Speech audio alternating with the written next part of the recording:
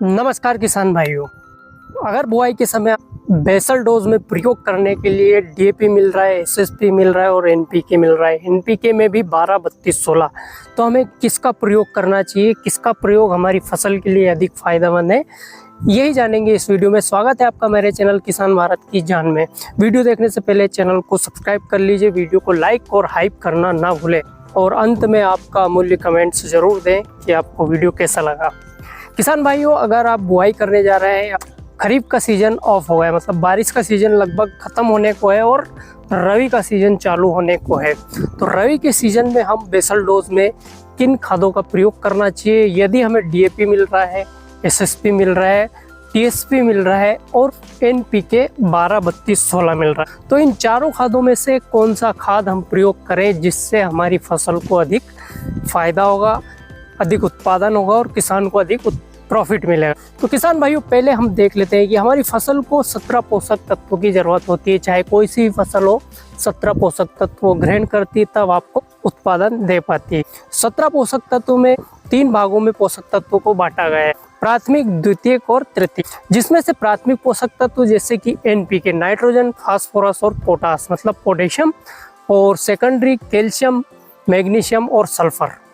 बाकी जो अन्य पोषक तत्व हैं उनको सूक्ष्म पोषक तत्व हम कहते हैं, जिसे हम माइक्रोन्यूट्रिएंट के नाम से भी इंग्लिश भाषा में जानते हैं। तो सबसे अधिक जरूरत होती है हमारे प्राथमिक पोषक तत्वों की, जिसमें एनपीके, नाइट्रोजन, पोटाश और फास्फोरस की सर्वाधिक ग्रहण इन्हीं पोषक तत्वों का करता है। ये प्राथमिक पोषक तत्व अगर यही फसल को नहीं मिलते तो फसल का उत्पादन हमारा इच्छा अनुसार नहीं हो पाता, ना ही हमारे इनके बिना फसल ना ही ग्रोथ कर पाती है और ना ही अच्छा उत्पादन दे पाती है।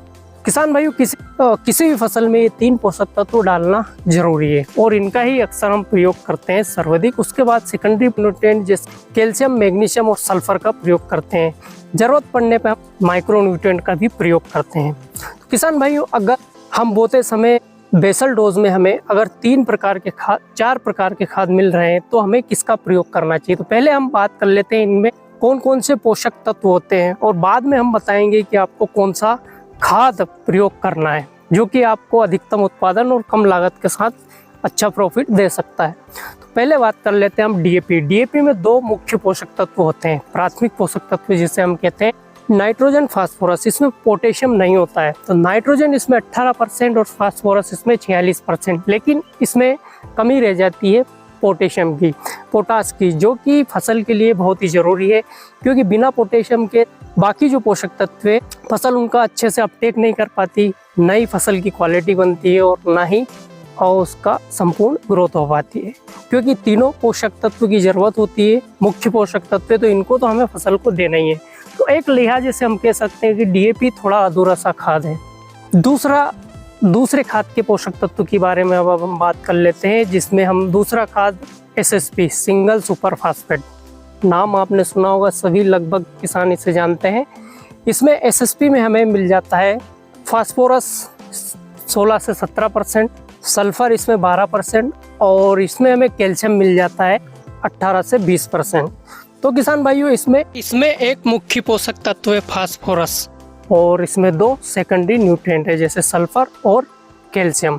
तो इसमें 2 मुख्य पोषक तत्वों की कमी है, नाइट्रोजन और पोटेशियम मतलब पोटास। बाकी 2 हमें सेकेंडरी पोषक तत्व इसमें मिल जाते हैं, सल्फर और कैल्शियम।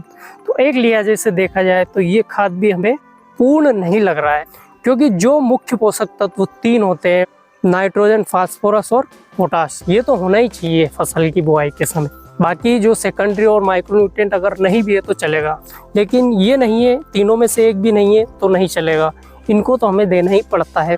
तीसरे खाद की बात कर लेते हैं, टीएसपी, ट्रिपल सुपर फास्फेट। इसमें आपको मिलता है 46% फास्फोरस। ट्रिपल सुपर फास्फेट में आपको 46% फास्फोरस मिल जाता है। तो एक लिहाजे से इसमें फास्फोरस पर्याप्त मात्रा में है, लेकिन जो मुख्य पोषक तत्व 2 और हैं, नाइट्रोजन और पोटेशियम, वो बिल्कुल भी नहीं है, वो 0% है। तो एक लिहाजे से तो ये खाद बहुत ही अधूरा सा है। अगर आप इनमें कोई दूसरा तत्व नहीं मिलाते हैं तो ये लगभग अधूरा ही खाद है, अधूरे से भी ज़्यादा अधूरा है ये। तो ये भी एक परफेक्ट खाद नहीं माना जाता है। किसान भाइयों, अब हम बात कर लेते हैं तीसरे और चौथे खाद की, एनपीके 12, 32, 16। अभी तक जो भी एनपीके ग्रेड में खाद आपको मिल रहे हैं। 12-32-16 हुआ, 20-20-0-13 हुआ, 13-13 हुआ, तो बहुत सारे एनपीके ग्रेड में खाद आ गए हैं। लेकिन एनपीके 12-32-16 बहुत ही पुराना और प्रचलित खाद है।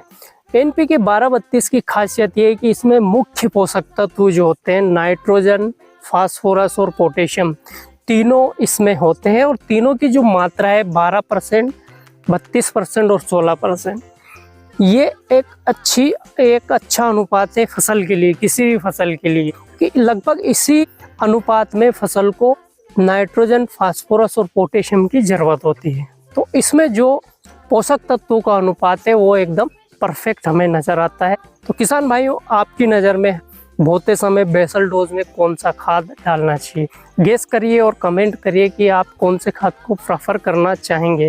बाकी में तो हम बताने जा ही रहे हैं कि आप कौन से खाद का प्रयोग बेसल डोज में कर सकते हैं। तो किसान भाइयों, आपको अनुमान लग चुका होगा कि बेसल डोज में आपको किस खाद का प्रयोग करना चाहिए जिससे कि आपका उत्पादन अच्छा होगा और आपको प्रॉफिट भी होगा। तो किसान जी, जब भी आप बेसल डोज किसी भी फसल में दें, रबी की में हो या खरीफ की में, अगर आपको उपलब्ध है एनपीके 12-32-16, तो इन चारों खादों में से एनपीके 12-32-16 बेस्ट खाद है, क्योंकि इसमें 3 मुख्य पोषक तत्व अच्छे अनुपात में है। जिस अनुपात में फसल को ये मुख्य पोषक तत्व चाहिए उसी अनुपात में इस खाद में दिए गए हैं। तो किसान भाइयों, आपको बेसल डोज में बेहतर होगा कि आप एनपीके 12-32-16 का प्रयोग करें।